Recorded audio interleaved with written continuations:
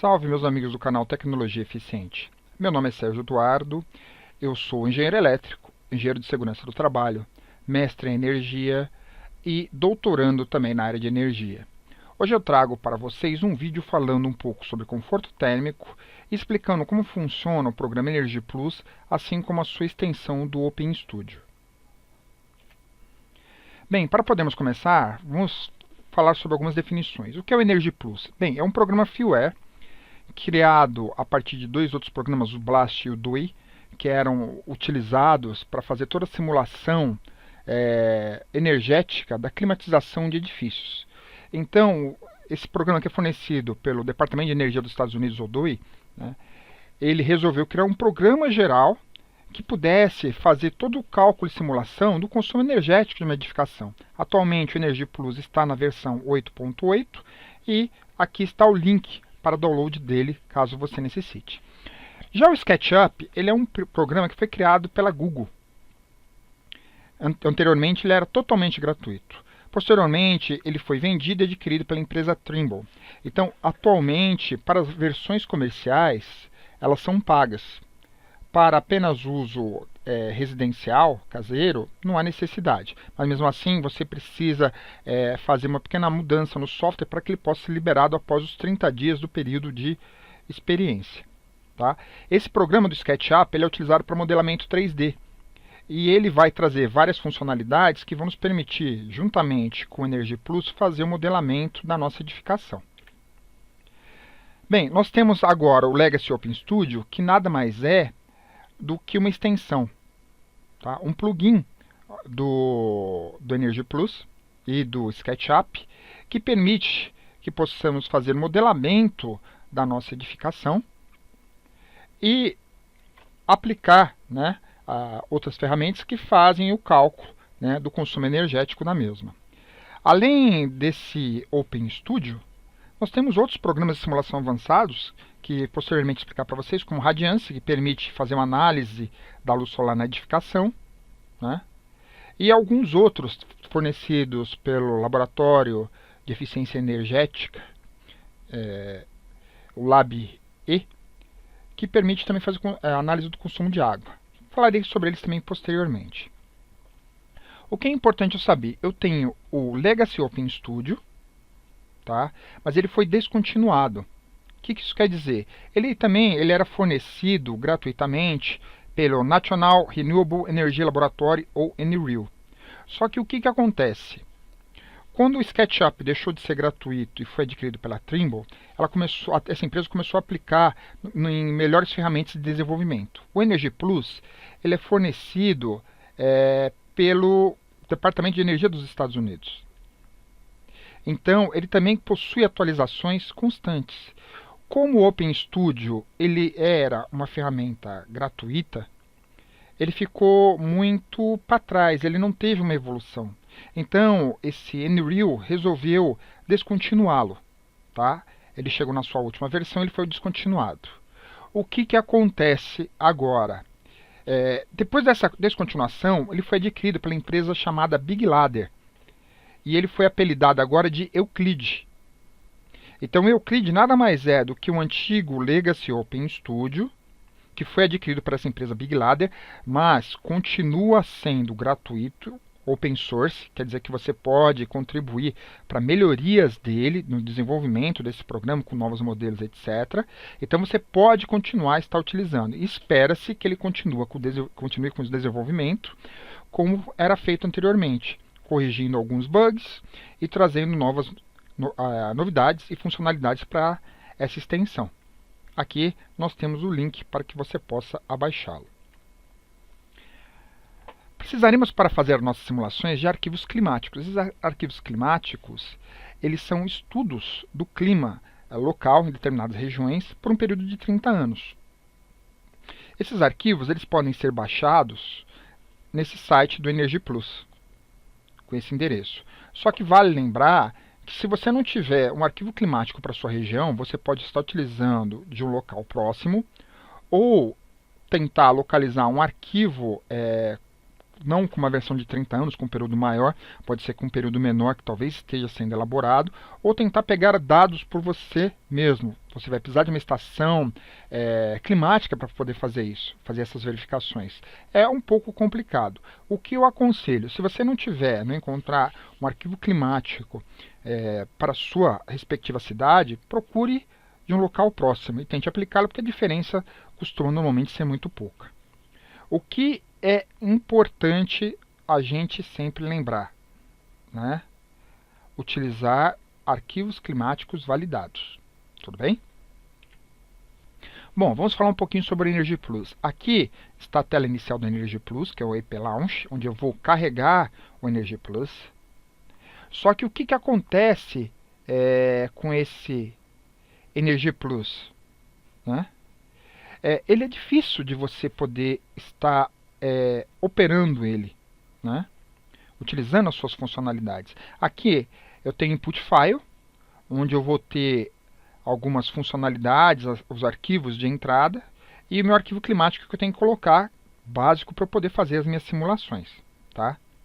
E eu posso verificar alguns resultados, né, através de tabelas, medidores, etc., como valores de saída. Algumas características desse Energy Plus para que a gente possa entender. Bom, primeiramente, né, ele apresenta uma solução simultânea integrada, em que essa resposta desse prédio e o sistema primário e secundário são acoplados. Tá? O que isso quer dizer? Ele vai fazer análise de toda a parte de entrada de energia com consumo lá dentro e vai dar para você um resultado do consumo total. Você também pode definir intervalos de tempo com fração de hora. Normalmente esses intervalos eles são adotados de 15 em 15 minutos para fazer toda a interação térmica, né, do ambiente. Os arquivos climáticos de entrada, né, e saída climática incluem condições ambientais horárias ou subhorárias para sua análise.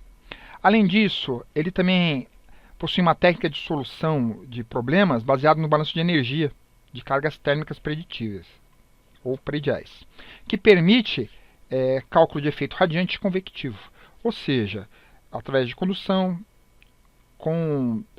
convecção e radiação, ele vai analisar todas essas trocas térmicas e vai fazer a análise da distribuição dela através de paredes, teto ou mesmo piso e chegar num valor total, né, do consumo energético baseado na sua configuração do seu sistema climático, do seu sistema de climatização, desculpe.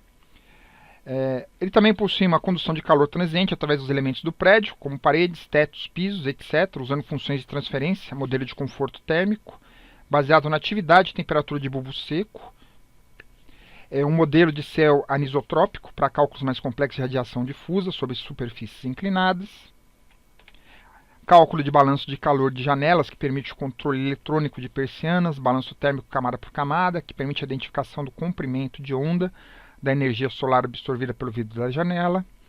Possui também uma biblioteca versátil com diversos modelos comerciais de janela, controle da luz do dia, cálculos de iluminância, etc.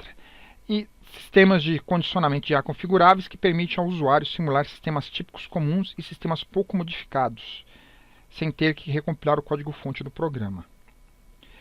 Essas características elas foram extraídas da apresentação do Labier falando sobre o Energy Plus. São um pouco antigas, mas não mudou muito sobre essas características do nosso software. O que é importante aqui? Como que eu crio modelos nesse meu Energy Plus? A criação de modelos é muito complicada. Por quê? Porque eu vou precisar utilizar coordenadas 3D. Então aqui eu tenho um retângulo com as minhas áreas e para configurar isso aqui como uma parede, um teto ou um piso, etc., eu tenho que utilizar essas coordenadas numéricas. Então eu tenho que fazer um cálculo extenso, né? E não posso errar, porque senão o modelamento dessa minha edificação vai sair totalmente errado, né? E a sujeição a possibilidade de erro é muito grande quando eu tenho que fazer essa inserção de dados. Esse era um motivo porque o Energy Plus não era muito utilizado antigamente, devido à dificuldade de você configurar esse modelo 3D.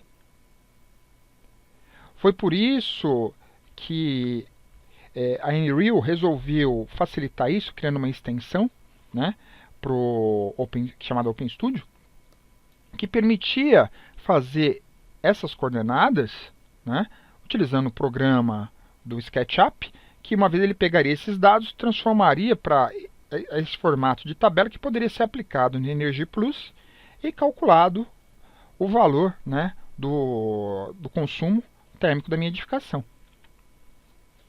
O que é importante eu saber a respeito do Energy Plus, né? Ele permite modelamento de edifícios e sua simulação. O modelamento é muito difícil e trabalhoso, como eu falei para vocês. A aplicação do Energy Plus se torna mais fácil e produtiva ao associar seu motor de cálculos com outros programas de modelagem 3D, como o SketchUp. Existem outros programas que utilizam o Energy Plus, tá? Mas eu vou me centrar apenas no OpenStudio e no SketchUp, porque a gente pode estar operando com eles de uma maneira gratuita. Não precisamos comprar nem ter uma licença para aplicação. Com exceção, obviamente, do SketchUp, como eu já falei para você, que se você for trabalhar com isso, eu aconselho que você compre, obviamente, uma licença. Mas se for apenas para um trabalho de faculdade, uma avaliação da sua própria residência, não é necessário. E também temos a possibilidade de exportar a vasta biblioteca de materiais do Energy Plus para esse OpenStudio e poder aplicar nele, facilitando a nossa simulação. O SketchUp. Então ele fala aqui, embora o SketchUp seja um programa de modelamento 3D muito utilizado e validado por diversos profissionais, suas ferramentas básicas são incapazes de realizar simulações e análise de consumo. Tá? O que é isso? Eu vejo muita gente tentando criar um modelo para simulação do Energy Plus, utilizando as ferramentas do SketchUp. São ferramentas diferentes. Se eu não instalar o plugin do OpenStudio ou do Euclid, que é a versão nova, não vai funcionar. São arquivos totalmente diferentes. É a mesma coisa que eu tentar abrir um documento do Word no Excel. Embora pertençam à mesma empresa, né, no caso a Microsoft, ele não vai abrir, não tem como. São arquivos totalmente diferentes. Então, quando eu crio um modelo para o SketchUp, é um modelo 3D, onde eu vou ter uma vista, vou ter uma definição linda e maravilhosa. Já o modelo utilizado pelo OpenStudio é um modelo simples. É apenas o que? Uma caixa, basicamente, em 3D, com volume de ar lá dentro, que podemos considerar, e as paredes, num determinado local, como nós já vimos nos nossos vídeos, onde eu vou ter influência de ganho de calor, tanto da parte externa como da parte interna, e eu tenho que considerar a transferência desse calor por paredes, teto, piso, e determinar o consumo de energia. Então, é isso que o OpenStudio ele vai fazer. Ele vai pegar dados do SketchUp, transformar esses dados de uma forma que o Energy Plus possa entender, porque ele é o motor de funcionamento dentro do OpenStudio, e nos dar os valores desejados, né, como resposta para o consumo da minha edificação. Né. O programa OpenStudio deve ser instalado conforme figura a seguir, criando novas barras que permitirão o modelamento e a simulação. Observe que os modelos criados no SketchUp pelo meio tradicional criado aplicando o OpenStudio são diferentes e não podem ser intercambiados. Isso gerará erros. Aqui nós temos então a tela do SketchUp. Tá? Repare só o seguinte, uma vez que eu instalei o OpenStudio, irá aparecer uma nova barra. Essa barra que é a barra de utilização do OpenStudio, é onde eu vou modelar a minha edificação, onde eu vou inserir atributos, configurar ela e depois abrir o template do OpenStudio, onde serão inseridas informações adicionais necessárias, que vai fazer esse template a integração com o Energy Plus e nos dar os resultados de saída. Basicamente é isso. Então, o OpenStudio é instalado na forma de uma barra de ferramentas no programa SketchUp e deve ser utilizado para a criação dos modelos. Todo salvamento e abertura de projetos deve ser feito através do ícone salvar da barra de ferramentas do OpenStudio. Uma coisa muito importante, conforme eu vou fazendo modificações, eu posso ter erro. Esse erro pode danificar o meu modelo e ele vai se tornar totalmente inutilizável. Então é importante eu sempre salvar alterações de tempos em tempos, ou a cada alteração importante no meu modelo, fazer um novo salvamento, salvar como uma nova versão, até eu chegar na versão final. Por quê? Se houver um problema nessa versão que eu estou trabalhando, eu volto para a versão anterior, que não é muito diferente da versão onde eu estou trabalhando, e recomeço. Tudo bem? Os arquivos salvos pelo OpenStudio possuem a extensão .osm. Salve sempre as alterações realizadas com novas versões do projeto. Isso evita erros do programa e a perda do trabalho realizado. Uma vez que o modelo esteja criado, deve-se abrir o template do OpenStudio para inserir e modificar informações necessárias para a simulação. O template é apresentado a seguir. Então, aqui nós temos o template do OpenStudio. Uma vez que eu fiz o meu modelamento, é com esse template que eu vou trabalhar. O SketchUp, tá? Ele é utilizado apenas para fazer o dimensionamento, o modelamento 3D da minha edificação. Mais nada. Ponto, acabou. Tá? Faço, obviamente, algumas inserções dizendo, ó, isso aqui é um escritório fechado, isso aqui é um escritório aberto, isso aqui é uma sala. Tudo bem, isso aí eu coloco, é o básico. Mas uma vez que eu fiz essa inserção desses dados, né, do meu modelo, eu vou trabalhar apenas com esse template, do início ao fim.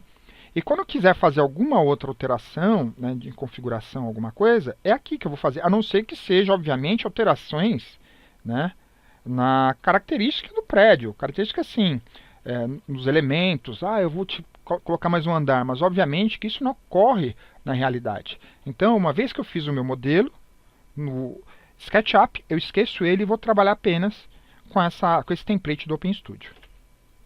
Bom, vamos falar um pouquinho sobre conforto térmico agora, para que vocês possam entender melhor como esse programa funciona. Bom, conforto térmico é um conjunto de condições ambientais que permitem ao ser humano sentir bem-estar térmico, visual, acústico, garantindo a qualidade do ar e o conforto olfativo. Bom, as variáveis ambientais do conforto térmico são a temperatura do ar, a temperatura radiante, a umidade relativa do ar e a velocidade do ar. Outras variáveis importantes são a atividade física média e a vestimenta. Por que essas variáveis são importantes? Porque elas vão nos dar o resultado do conforto térmico. Porque a roupa que você está vestindo, por exemplo, ela vai influir no seu conforto térmico. Apesar de acreditarmos que o conforto térmico ele é vinculado diretamente com a climatização, eu posso estar sentindo conforto térmico no local onde pessoas com roupas semelhantes possam não estar. Por que isso? Vai ter uma diferença entre o meu metabolismo e o metabolismo da pessoa, vai ter uma diferença, muitas vezes, sobre a umidade do ar. Tudo isso vai influenciar. Então, eu posso sentir um conforto térmico que a mesma pessoa não sentir. Então, isso não é dado em cima do sistema de climatização. O sistema de climatização ele vai apenas tentar refrigerar o ar. Tá? Porque o problema aqui no hemisfério sul, né, na América do Sul, é o problema de refrigeração. Porque nós temos uma maior carga de aquecimento, né, do que em países do hemisfério norte. Então, nós centramos nossos esforços em refrigerar. É onde vai estar o maior consumo da edificação. Aquecimento é muito pouco, são normalmente nos meses de inverno, e atualmente, como se pode verificar, os meses de inverno eles costumam ser também quentes. Então, o que acontece? A parte do esforço vai ser realmente no consumo, né, para refrigeração. Bom, para que eu possa entender como que ele funciona, né, essa parte do conforto térmico, eu tenho que lembrar que as trocas térmicas ocorrem por condução, convecção e radiação. Condução é quando eu tenho dois elementos, né, e esse calor ele passa de partícula para partícula. Então, eu posso imaginar o quê? A água correndo dentro de uma mangueira. Ela flui. Ela vai do início até o fim. Isso seria uma forma de condução. A convecção ela acontece pela circulação de ar. Então, nós temos o quê? O ar quente sobe, o ar frio desce. Essa convecção ela leva calor. E a radiação ela se transfere através de radiação infravermelha. Bom, dentro de uma edificação, como eu posso ter os meus ganhos térmicos, né? Bom, repare aqui necessariamente. eu tenho, primeiramente, a pessoa, ela vai representar um ganho térmico na minha edificação. Tá? Nós todos os seres vivos emitem calor. Tá? Basicamente isso. A iluminação também é um outro ganho térmico. Aparelhos, né, que nós utilizamos normalmente também emitem calor. O calor, se você for analisar, é a forma mais vagabunda de energia. Por que eu digo vagabunda? Porque mesmo, através da fricção das suas mãos, você pode estar gerando calor. Então é uma energia fácil de ser produzida. A energia mais nobre que nós temos é a eletricidade. Tá? Fora isso, como que nós podemos ter outros ganhos térmicos?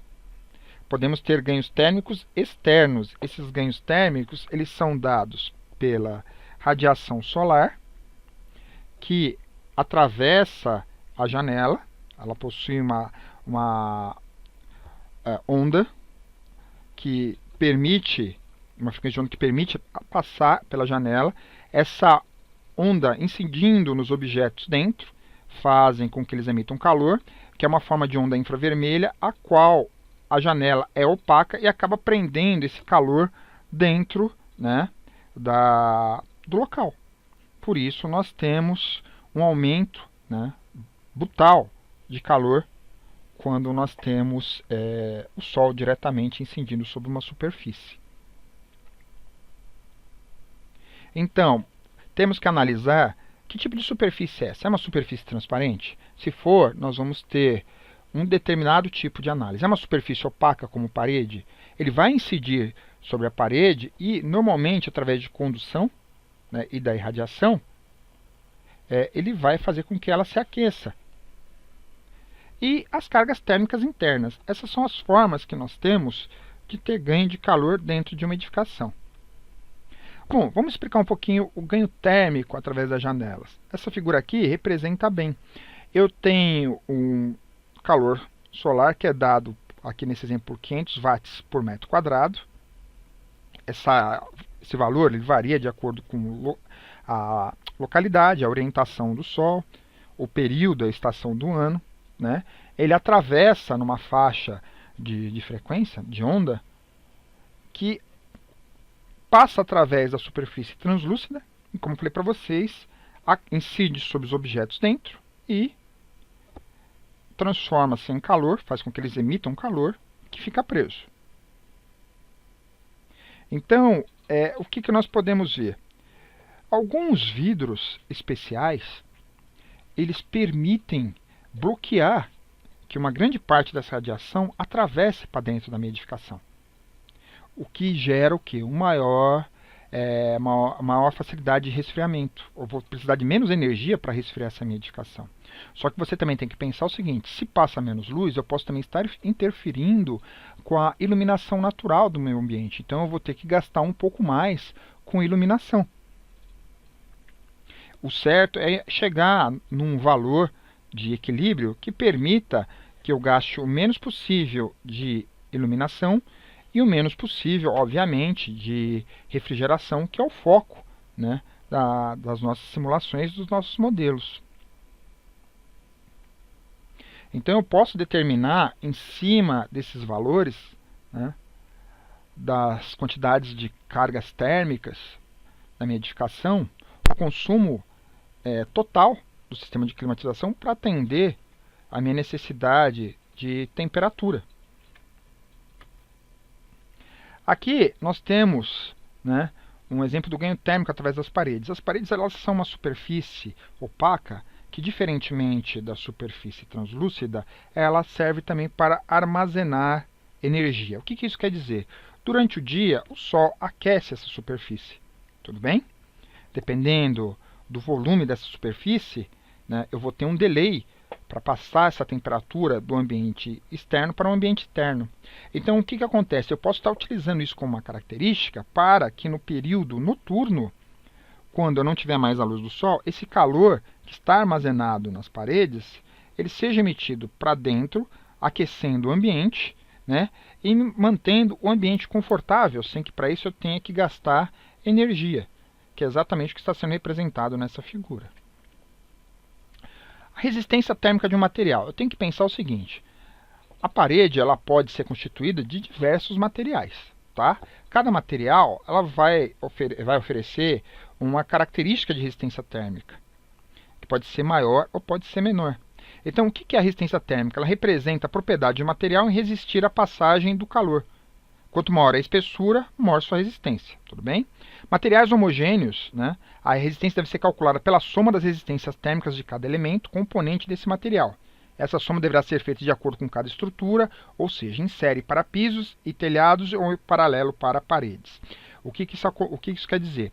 Se eu tenho um material heterogêneo, ou seja, um só material, eu tenho uma resistência X. A partir do momento que eu tenho mais de um material compondo essa parede, eu vou ter que calcular pela quantidade de materiais a resistência térmica final dessa minha superfície. Se essa superfície for, no caso, uma estrutura constituída em série, né, como piso ou telhado, ela vai ser calculada de uma forma. Se for em paralelo, que é o caso de uma parede, é de uma outra maneira. Aqui nesse exemplo, né, nós temos uma figura que está mostrando a resistência térmica de materiais homogêneos em série. Em série é uma coisa bem simples. Você repara que ele fez o quê? Ele apenas somou a quantidade de materiais e chegou na resistência térmica total. Já para o paralelo, ele vai ser diferente. O cálculo é um pouco mais complicado e eu não vou abordar aqui nessa apresentação, tudo bem? Mas existe muitas literaturas sobre conforto térmico que podem ser pesquisadas que vão ensinar a fazer o cálculo da resistência térmica total em materiais homogêneos em paralelo.